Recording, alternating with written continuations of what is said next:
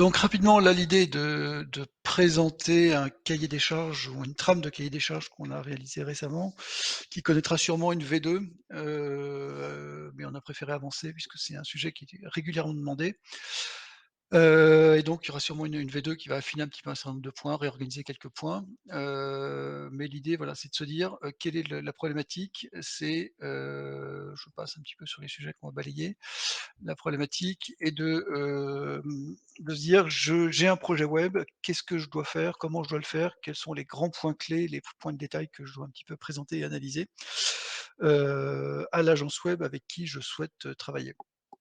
Notre position, donc Solidis, c'est éventuellement évidemment d'être une agence web. On est plutôt orienté sur du e-commerce. On travaille sur toute la France. On fait à peu près 3 100 000 de chiffre d'affaires en 2022 sur 33 personnes qui ont grimpé à 38 aujourd'hui. On a fait pas mal d'embauches en fin d'année, début d'année. Notre activité, je reviendrai après, sur le point où on est. L'âge 2e agence, c'est ça, Armance, PrestaShop Mmh. au niveau national ou mondial même, parce qu'il faut dire mondial maintenant. Donc on a une certaine compétence sur le côté e-commerce et donc ce cahier des charges est quand même très orienté e-commerce. Nos clients, je passe rapidement, bon ça fait toujours chic dans les salons de parler de Danone, de Champion, mais il y en a beaucoup. On vise, des on va dire des PME ETI, pour l'essentiel, pas trop de CAC 40, voilà. Donc l'idée de ce webinaire, c'est de se dire, comment est-ce que j'ai plein d'idées, il y a plein de possibles, et quel est le cadre que je vais pouvoir y mettre à l'aide d'un document, qu'on va appeler un cahier des charges. Donc il s'agit bien du cahier des charges pré-appel d'offres ou pré-contrat ou pré-contractuel. On n'est pas dans la phase, on va dire, d'analyse, postérieure, on va dire, à l'engagement contractuel. Donc là, il s'agit un peu de défricher les choses et de se dire: «OK, qu'est-ce que je dois mettre là-dedans?» Il y a un petit dessin, moi, que j'aime bien dans un cours qu'on donne, on a un engagement avec une des universités, mais notamment, sur place, là, chez nous, sur Vannes, avec, une université et c'est un cours que je donne sur la gestion de projet, web et j'aime bien un petit peu faire dérider les étudiants avec ce petit dessin, de plongeur, pour leur dire qu'un projet, c'est d'abord des choses assez objectives et au sens, on va dire, rationnel des choses, qui est en gros le point de départ, un plongeoir, une impulsion qu'il va falloir donner qui, représente une énergie dans une direction et cetera et puis il y a un objectif, hein, qui est le splash d'arrivée avec, dans notre cas, nous, l'idée d'un site web ou d'une appli web ou d'une connexion ou d'un projet web en tout cas et entre les 2, au moment du lancement, il va falloir un petit peu corriger le tir, ajuster le tir, aller plus à droite, plus à gauche, donner un petit coup de rein pour que ça se passe bien et cetera.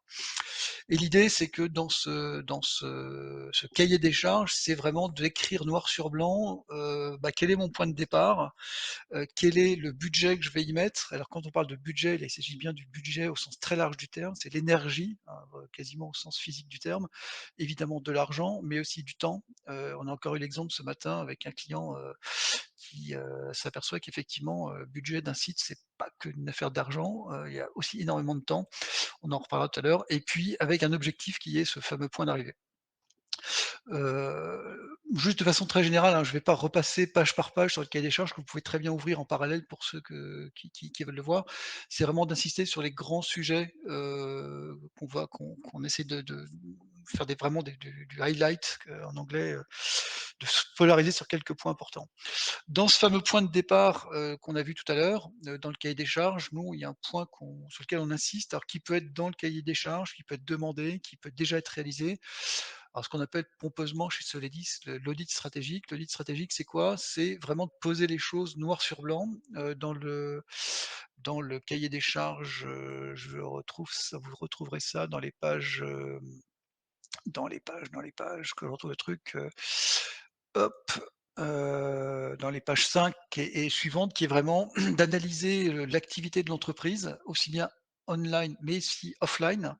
Les projets web ont souvent une dimension offline, qu'il s'agisse de créer du trafic, créer de l'engagement, créer de la fidélité, créer de la notoriété.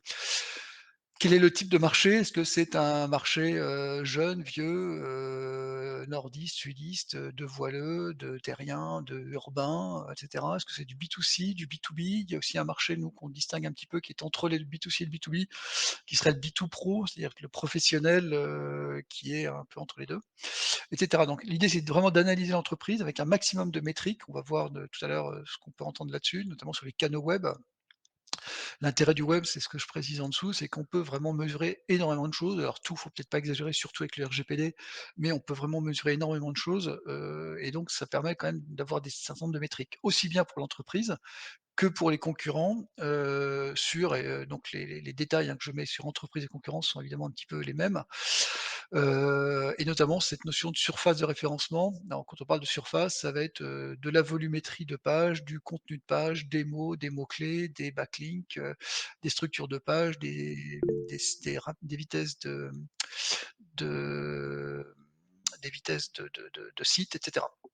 Et puis un point qui est assez essentiel quand on démarre un projet web, c'est quand même d'acheter un coup d'œil à la concurrence, hein, on a beau être tous des génies, n'empêche que quelquefois il y a des génies aussi ailleurs, il y a des bonnes idées ailleurs et ça ne mange pas de pain d'aller jeter un petit coup d'œil sur les bonnes pratiques, des sites concurrents.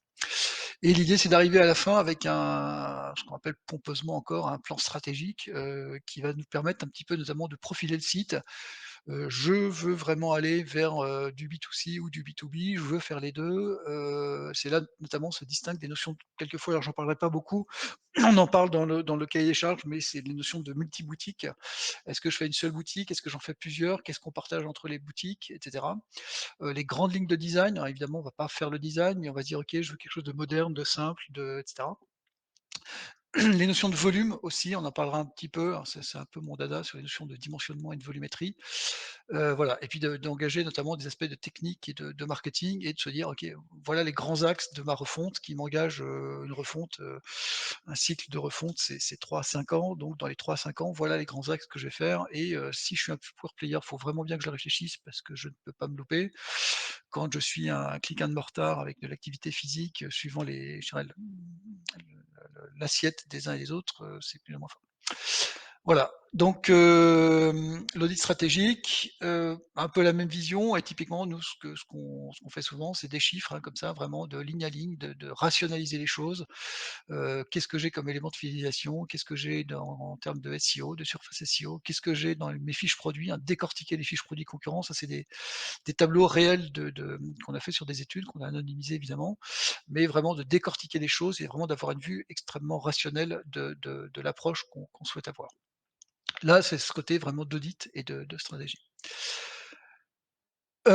Un des points aussi qu'il faut faire aussi au départ, c'est quand même bien d'avoir des objectifs. Bon, les objectifs, on dit: «OK, d'avoir un site qui soit beau, qui soit machin», mais aussi d'avoir des critères qui soient vraiment objectifs. Qu'est-ce qui fait que mon projet a réussi dans 6, 12, 36 mois et comment est-ce que je vais le mesurer? Est-ce que je mets est-ce que c'est une sorte de chiffre d'affaires? Est-ce que c'est une sorte de trafic? Est-ce que c'est plus de tel type de produit? Je veux me diversifier, je faisais essentiellement tel type de produit, je veux aussi mettre en œuvre un produit, je veux faire du produit, mais aussi du service. Comment est-ce que j'arrive à mélanger tout ça?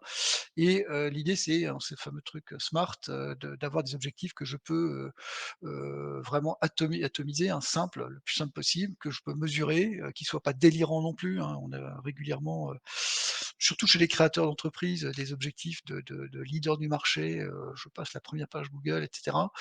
Mais d'avoir des choses qui soient, on va dire, voilà, réalistes et puis qu'on puisse mesurer à date. On cartonne rarement au début, voilà. Un petit point quand même sur ces histoires de calcul et de dimensionnement aussi, je le mets au départ parce qu'on aurait pu le mettre dedans, mais tant qu'on est dans ces histoires d'objectifs mesurés, attention notamment sur l'histoire de produits, hein et encore une fois ce matin, j'étais avec un client qui, souhaite créer, je ne sais plus déjà, mais je crois que c'est 500 ou 600 produits. Un produit, c'est grosso modo 1 heure de boulot. 1 heure de boulot, bah, c'est, 600 heures de boulot pour ce client. C'est, un ETP, un équivalent temps plein, une personne à temps plein, c'est à peu près, une centaine d'heures par mois, hein, si vous enlevez les congés payés, et cetera. Donc ça fait 6 mois de boulot pour une personne. Donc il faut faire attention aussi dans quoi on se lance. Sur les notions de tarifs également, hein, quand il y a des gens sur le B2B, et bah, ouais, mais je fais une approche très fine de mes clients. J'ai 1000 produits, 1000 clients. Si je fais un tarif par client en B2B, je vais avoir 1 million de prix.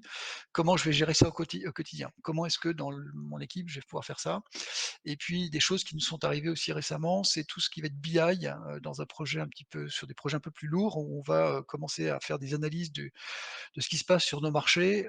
Si j'ai 1000 produits que j'en rajoute, régulièrement par an, hein, je passe sur le détail du calcul que vous voyez sous les yeux, on arrive rapidement à des croissances géométriques où, quand un calcul, mettait 3 secondes, une année, de 2 ans après, le calcul va faire 3 secondes fois 36, donc va arriver dans des limites, inacceptables d'ergonomie. Donc il faut quand même toujours faire attention un petit peu aux dimensions. Alors je sais qu'aujourd'hui les serveurs sont ultra puissants, qu'on a plein de solutions de cache, plein de trucs, on peut vraiment un peu tout faire. Mais, les notions de dimensionnement dépassent quelquefois les simples notions, notamment sur un cahier des charges, de nombre de produits, nombre de comment dirais-je? De clients et de commandes par jour. Mais ça peut rapidement aller sur des problématiques, toutes bêtes, hein, de création de fiches produits, voilà. J'avance, sinon je vais pas tenir mes 30 minutes. Du côté du design, bon là, il y a je dirais le design, je suis pas un grand expert design. Le point par contre qu'on rappelle régulièrement, et on a eu le cas, aussi récemment, je crois il y a 15 jours, ou la semaine dernière, c'est tout le problème de l'expression, de ce que j'aime, j'aime pas, hein, dans la page, je ne sais plus,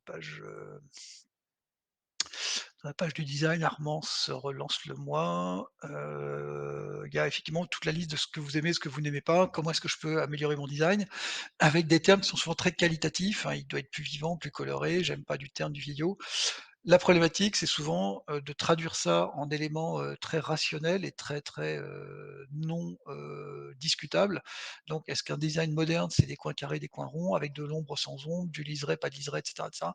Donc toute la problématique du design, oui, mettez des choses, mais souvent on se retrouve avec une problématique de rationaliser les l'approche de façon à se pouvoir, un petit peu arriver tout de suite à un design rapide et éviter des ping-pong, longs et compliqués, à la fin du cahier des charges. Et de pouvoir proposer quelque chose dans le cahier des charges qui soit faisable. Le clic doit arriver. Il y a 2 solutions, alors une solution toute bête, on le voit pas très bien là, c'est des cahiers de tendance, qui, on va dire, une phase préalable au maquettage, qui est plus, d'essayer de rationaliser ce qu'on aime, ce qu'on n'aime pas, alors quand il y a pas de couleur de logo, de pouvoir établir des couleurs, des types de design. Et puis je mentionnais un petit truc, tout bêtement, Palette, hein, qui est une vieille série, sur Arte que moi j'aimais bien et que je me permets de fourguer à l'occasion de ce webinaire, qui est une série des années 90, qui permettait notamment de décortiquer complètement des tableaux et de passer vraiment de l'aspect émotif, à l'aspect, très, très rationnel. Voilà, telle couleur, ça veut dire ci, ça veut dire ça, c'est utilisé comme ci, comme ça, l'organisation de l'espace est comme ci, comme ça, et cetera. Les petits points, je vais peut-être un petit peu accélérer parce que je vois que le temps tourne. Il y a des contraintes, hein, du côté du design, ça paraît tout bête, mais les couleurs du logo, les baselines, les structures de l'arborescence, hein, si vous avez des râteaux très larges à chaque fois, forcément, on va dire le design du site va forcément être un peu plus lourd.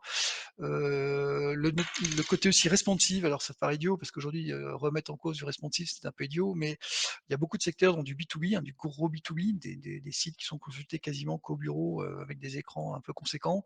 Est-ce qu'il faut vraiment travailler à fond le responsive? C'est une vraie question. Nous, on a encore des clients qui sont sur du 80-90 desktop, donc forcément, il faut faire du responsive évidemment, mais jusqu'où il faut aller, notamment sur des sites B2B ou qui sont en général assez riches d'un point de vue information sur les écrans, et comment est-ce qu'on pourra travailler ça? L'aspect de ce que j'ai mis de recherchabilité aussi, ça c'est important, et inversement, on va dire, si on part sur du très mobile, le côté moteur de recherche et des filtres va être sûrement à travailler. Je vais rapidement également, un point qui est très important, c'est quel est le mandat du chef de projet dans le cahier des charges, au sens, exploitant, donneur d'ordre, client final. Souvent on a surtout sur des structures, de taille moyenne, on va dire, à partir de, je dirais 10-20 millions, 30 millions de chiffre d'affaires, on a souvent une direction de la communication qui est ou qui n'est pas dans le projet et qui risque souvent de mettre à bas ou à mal les designs. Donc dans le process, il faut vraiment que le chef de projet sache exactement le mandat qu'il a et sache un petit peu le modérer. Voilà, je vais accélérer un petit peu du coup là-dessus.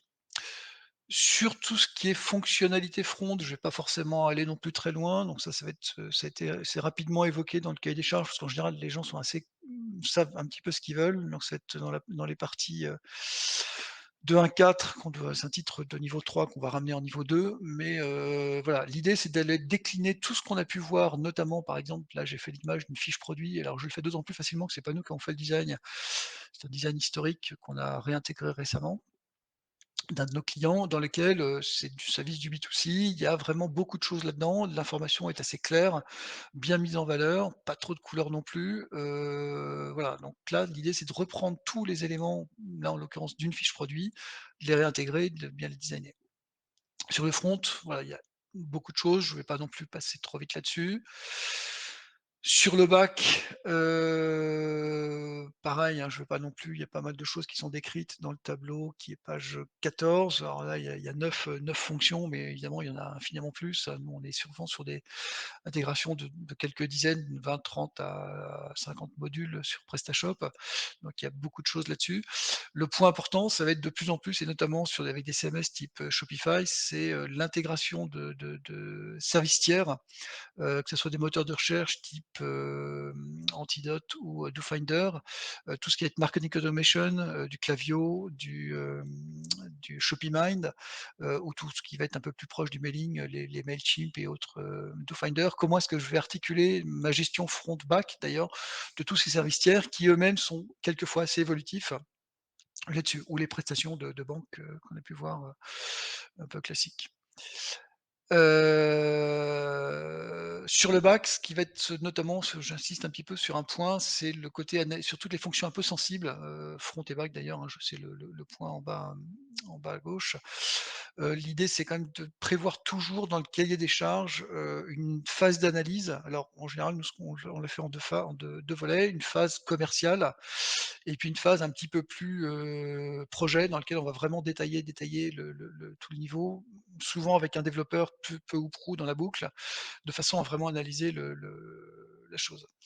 Et notamment tous les cas nominaux, les cas non nominaux. Qu'est-ce qui se passe si je n'ai pas ça, et cetera. Et le point aussi important, ça va être surtout, par exemple, pour des questions de configurateur ou des choses comme ça, faire très attention au raisonnement par l'exemple qui est souvent, compliqué parce que l'exemple, c'est une chose, derrière quand on développe pas des exemples, on développe ou on intègre des modules qui, eux, raisonnent de façon absolue, donc il faut faire attention à ce petit volet-là. Typiquement là, dans ce cas-là, c'est, on veut faire comme tel site, qui fait un super truc de design ou de configurateur, ou de configurateur front back par exemple et là, il va falloir décortiquer les choses et raisonner de façon absolue. Je vais vite pour tenir ma demi-heure. Quelques petites fonctions B2B qui sont un peu à l'écart du e-commerce, un peu classique ou des projets web classiques. Là, je reprends quelques éléments qui sortent du webinaire un autre webinaire de chez nous, de mon associé Johan, là, sur le B2B. Les notions de client, puisqu'en B2C, en général, on a un client égale, une personne physique. Sur du B2B, on va avoir un client égale une personne morale, donc par nature n'ayant pas de capacité à agir en quoi que ce soit et donc il va falloir créer des contacts, des personnes physiques qui, elles, vont entrer en contact avec la plateforme web et qu'est-ce qu'on va leur donner? Comment est-ce qu'on va les onboarder sur le site? Est-ce qu'elles peuvent être onboardées, nativement ou est-ce que c'est par des formulaires, par une opération, filtrée au préalable? Comment est-ce qu'on leur donne des accès? Comment est-ce qu'on contrôle les accès de ces personnes quand elles quittent une entreprise, par exemple? Donc, est-ce qu'on dégage dès que, il y a une lettre de résiliation? Est-ce qu'on pense à leur, couper les accès, par exemple, en tant que client sur un espace, web? Ou est-ce que c'est synchronisé par SSO et cetera? Les tarifs en B2B peuvent être rapidement compliqués, hein. Il y a des choses alors qui peuvent se combiner, par groupe, par client, des tarifs en temps réel, c'est plus rarement le cas. Alors si on le voit un petit peu sur du B2C, sur tout ce qui est bid, et auction et cetera.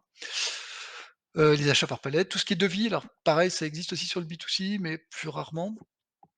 Voilà, produits et marché, je vais, rapidement aussi sur le point. Ce qui par contre est assez travaillé et ça c'est aussi un point qui est assez essentiel, hein, l'objectif du e-commerce, c'est quand même qu'au-delà de 4 clics, on risque de perdre les clients. En B2B, c'est encore plus prégnant puisque là, en plus, on travaille, ça coûte cher, on est beaucoup moins ludique en général sur des achats en B2B et donc il y a un énorme travail autour du tunnel, notamment pour tout ce qui est, rapidité des achats. J'ai détaillé le truc. Inversement, ça peut être aussi des achats qui peuvent être segmentés, au sens où, je fais une demande d'achat qui peut être validée et qui peut être payée, formellement dans un processus d'achat qui sont quelquefois internalisés, aux entreprises, clientes, ou qui peut être aussi modélisé sur le site, e-commerce. Donc dans les achats rapides, là, je mentionnais un module, qui existe en gros, vous allez faire vos achats sur une espèce de quasi feuille Excel avec de l'autocomplétion. On la voit pas très bien, ce serait pas mal de refaire cette copie d'écran. Mais, voilà, vous tapez, je vais acheter, 10 produits, je crois qu'il y a des gens de Smart Objet, 10 produits, 10 produits, 10 goodies, pour mon entreprise. Je tape mug, je tape, parapluie, je tape, Bob, cloc, cloc, cloc, j'ai les tarifs, j'ai les trucs, il y en a avant, je peux même éventuellement compléter par une douchette si, mes clients ont un espèce de petit mode de douchette et cetera. Dans un autre domaine également, il peut être pratique d'avoir là typiquement, vous voyez sur la partie à droite, une vision, ultra rapide de ce qu'il peut y avoir en stock, hein. Typiquement là en stock, vous avez c'est les vignettes, rouge, vert, bleu, enfin pardon, verte, orange et rouge, c'est les situations de stock pour des produits et vous avez également les tailles, hein, ah oui, c'est 12 ans, je suppose, et vous pouvez directement commander, hein, il y a un bouton d'achat en bas à droite de ce truc-là, commander en masse à toute vitesse des produits, pour faire du réassort. Voilà, là on est sur plutôt du marché B2 pro, ça peut être du B2B également, à voir. Hop, je continue. Un autre volet qui est important, c'est, là, c'est abordé dans les pages, plutôt sur la fin, donc je l'ai remonté un petit peu. Ce serait pas mal de le remonter un peu ce truc-là. C'est un des derniers points, qui est dans le page, les connecteurs. Heu, bon, vous le retrouverez. Ouais, c'est la page 20, tout ce qui est connexion. Un site e-commerce aujourd'hui dans une entreprise un petit peu conséquente est rarement tout seul. Il faut le connecter à des systèmes tiers, hein, des ERP, des PIM, des CRM.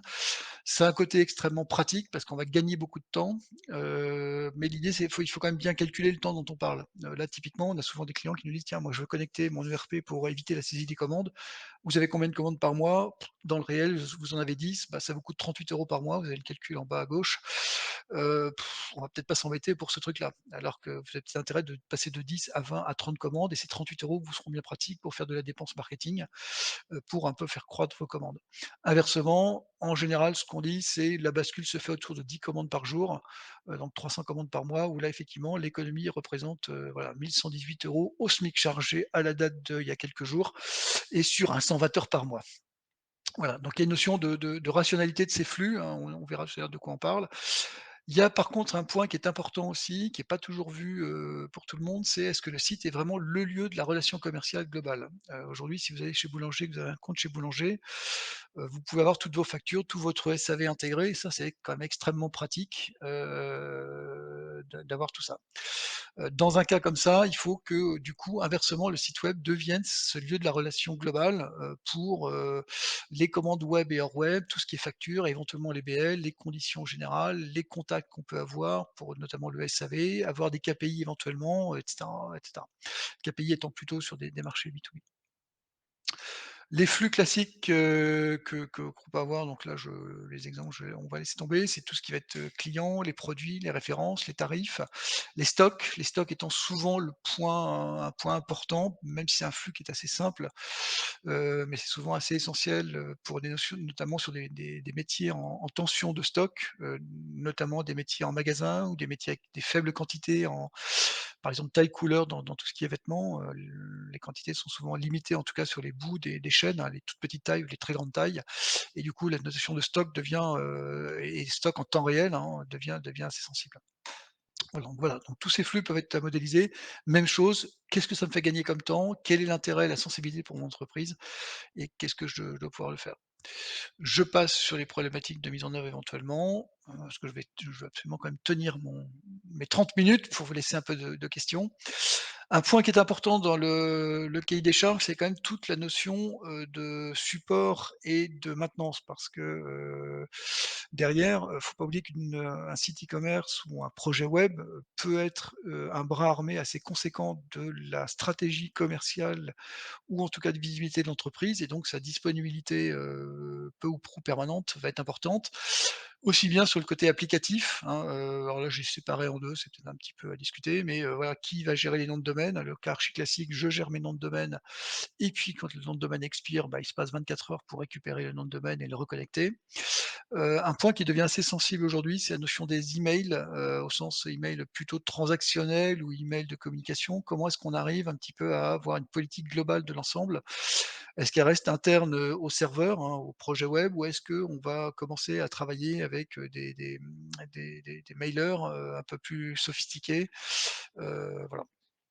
Point important aussi, c'est le versionning. Ça peut être, c'est un point clé dans le côté, comment est-ce qu'on va travailler après?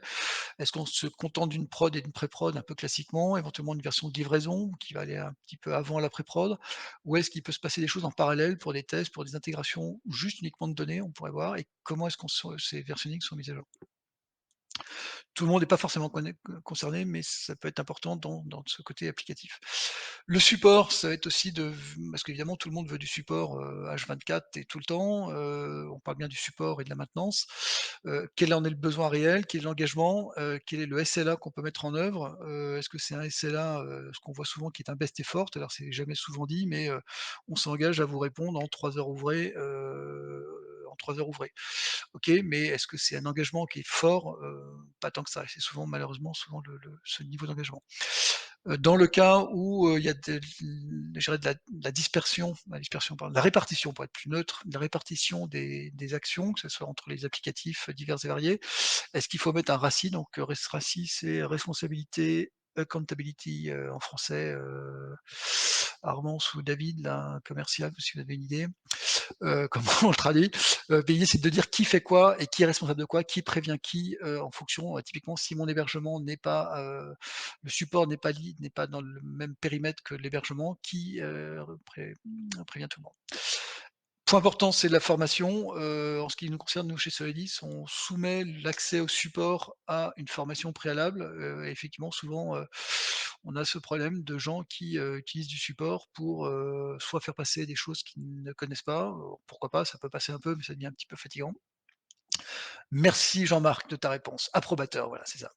Approbateur, pour accountable. Et donc la formation est comme un prérequis quand même à toute l'activité sur une plateforme web, quelle qu'elle soit.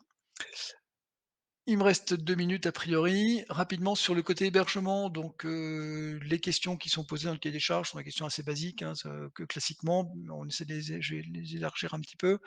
Elles sont du côté de la page, page 10 et suivante. Dédié, mutualisé, l'intérêt des mutualisés, c'est que c'est souvent, moins cher et plus pratique. Le risque, c'est que tout d'un coup, un voisin risque d'être un peu casse-pied, un peu embêtant. Bon, faut regarder. Point important, c'est les backups et la structure des backups. Chez Cedis, on a deux chaînes de backup qui sont elles-mêmes dupliquées sur 2 localisations différentes de façon à être certain qu'en cas de crash majeur, comme il a pu arriver, il y a 2 ans chez OVH, on puisse quand même, tenir un petit peu le choc.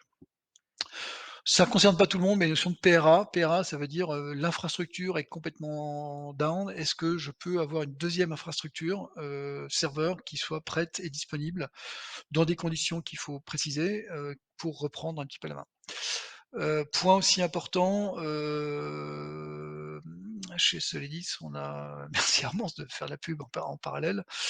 Chez Solidis, on a une vision assez continue, on va dire. On distingue enfin l'hébergement et forcément c'est l'hébergement et l'applicatif est bien applicatif, mais on voit bien qu'il y a une continuité des services autour puisqu'en général, il y a pas un site web est posé sur un serveur qui lui-même, dépend de services Apache, SQL, PHP et cetera et cetera.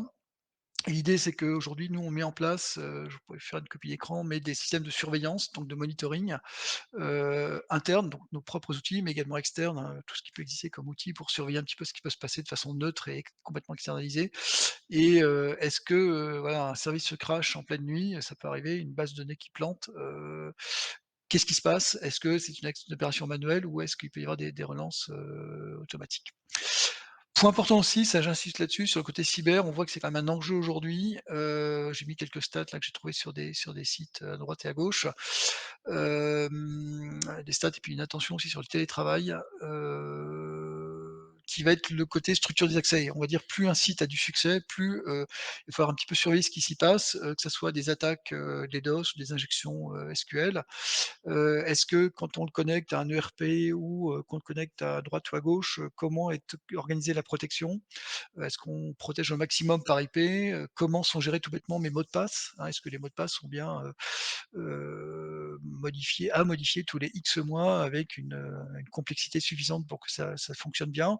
Ça renvoie aussi, il faut être très clair, sur des problématiques de cyber interne, d'organisation interne des entreprises, sur leur propre, système et leur propre, réseau, leur propre, gestion de PC. Mais, c'est un point qui devient quand même assez sensible aujourd'hui, notamment en e-commerce, avec toutes les problématiques qu'on voit un peu à droite et à gauche. On pourrait y ajouter d'ailleurs, ce serait pas mal de rajouter là-dessus tous les volets RGPD. Il y a pas mal d'évolutions dans les quasiment les jours derniers, avec pas mal d'attaques d'attaques au sens juridique du terme, d'associations sur toute la gestion du, RGPD, des tout ce qui est analytics. Sur la mise en œuvre, donc qui concerne plutôt les aspects des pages, 2.4, donc page 22. L'idée, c'est quand même, voilà, moi, vous avez un beau diagramme de Gantt, hein, qu'on connaît tous.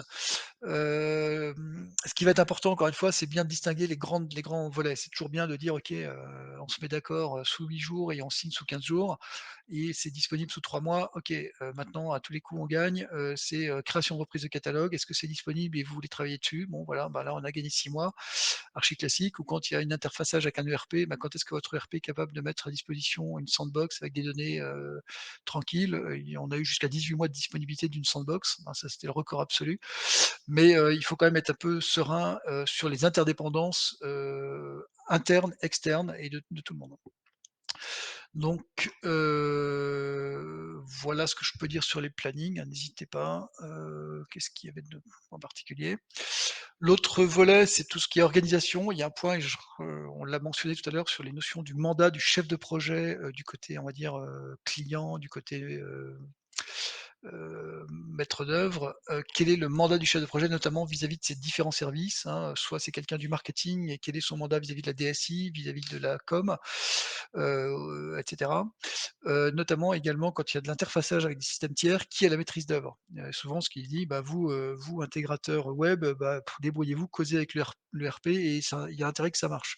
Certes, mais on n'a pas de juridiquement d'autorité, envers ce système tiers et donc il va falloir quand même à un moment donné, que, la personne qui a signé les contrats avec chacun, soit le maître d'œuvre ou bien qu'il y ait une mission bien identifiée qui est forcément est coûteuse. Hein, quand on achète une maison certes, on va payer le plombier, on va payer l'électricien, mais on va aussi payer le maître d'œuvre qui, va faire la jonction entre les 2.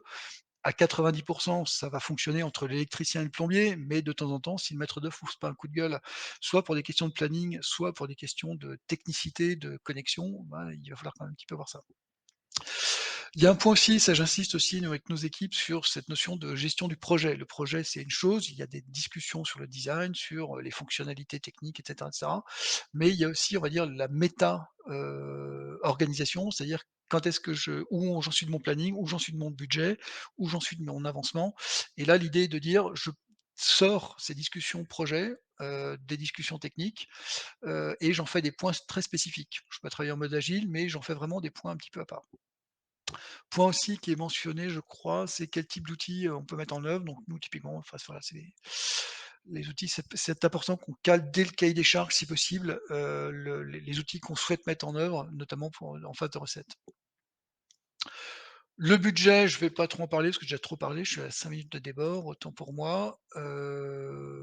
Poser des questions s'il y a un sujet sur le budget. Et le dernier, point, que je voulais aussi, mentionner, qui est cette notion de build et de run. Là, le cahier des charges plutôt oui, assez orienté, build, c'est-à-dire que je démarre un projet quasiment, on va dire à l'ancienne, en V, je livre le projet, j'ai la recette et cetera. C'est pas mal aussi d'envisager un certain nombre de fonctions, notamment si on voit qu'il y a des choses où on n'est pas très clair, on n'arrive pas à se caler, on va perdre du temps à analyser les choses à fond. Je dis pas qu'il faut pas le faire dans certains cas, mais de temps en temps, qu'est-ce qui se passe si mes clients sont comme ci ou comme ça? Et bien, est-ce que j'ai pas intérêt d'aller, sur des modes plus run, que du focus plutôt build. Et nous, on fera une mise à jour sûrement de ce cahier des charges dans les semaines qui viennent. On ajoutera des choses progressivement et voilà.